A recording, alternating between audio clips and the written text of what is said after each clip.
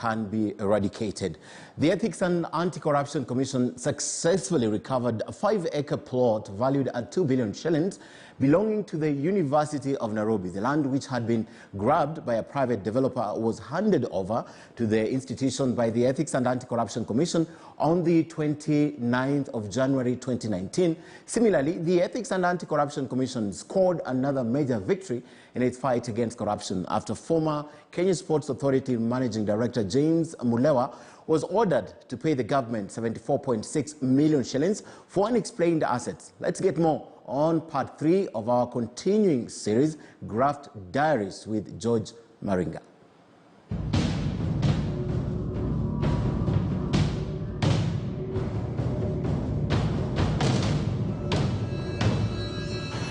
In part 3 of Graft Diaries, we tell you about the recovery of a parcel of land which belonged to the University of Nairobi. In 2015, the Ethics and Anti-Corruption Commission received a complaint from the university that a parcel of land LR number 1/514 situated along Galana Road had been grabbed and allocated to a private company. Investigations conducted by the Commission's sleuths revealed that the property was illegally or fraudulently allocated and a title issued to Abadeas Engineering Contractors Limited. During the pendency of the suits, the defendant, Abadeas Engineering Contractors Limited, expressed interest to resolve the matter through the alternative dispute resolution mechanism. The Commission took into account the fact that cases in courts tend to drag for an inordinate long period, and being cognizant of the spirit of the Constitution encouraging ADR, agreed to the request.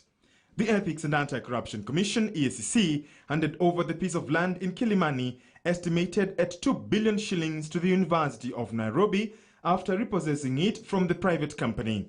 The title deed of LR number 1/514 parcel was presented by EACC Chairman, Archbishop Retired Eliud Wabukala, to the university management. Let's now focus our attention to another case of asset tracing, that of James Mothethe Mulewa, who at the time of his prosecution was the managing director at the Kenya Ports Authority. Ethics and Anti-Corruption Commission got wind of the acquisition of unexplained assets. The case dates as far as 2010. We cannot go searching without a court order.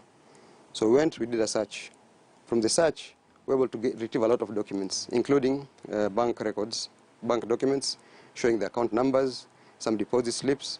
We also found out the details of the properties. After obtaining search warrants, the EACC raided Mulewa's home and made several discoveries.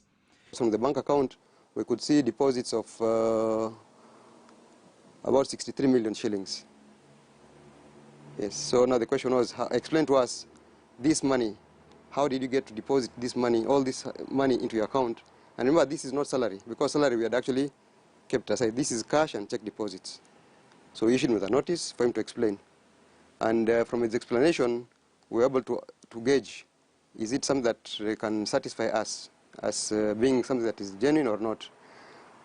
We were not satisfied because some of the explanations, okay, we were satisfied. The ones that we could verify, we left them out. But the ones that we could not verify, we decided to go a step further now, and now institute the civil suit to ask the court to actually make a declaration that he forfeits those assets to the government.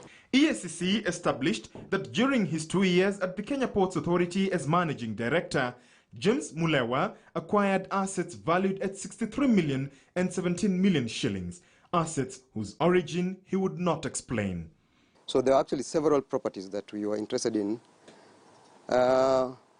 Some of which he actually was able to explain how he acquired them, bearing in mind that some he had inherited, the family properties, but there are some that he could not be able to explain.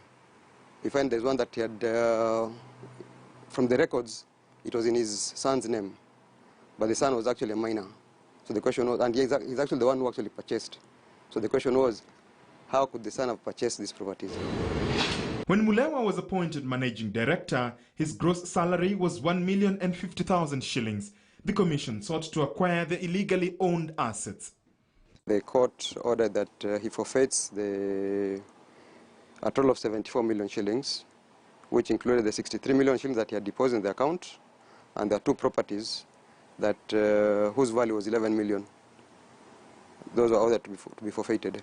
Such cases are handled by the Asset Tracing Division of EACC, which seeks to recover illegally acquired property and assets. Most corrupt activities or the players, at the end of the day, what they engage in corruption is purely for one thing: personal enrichment.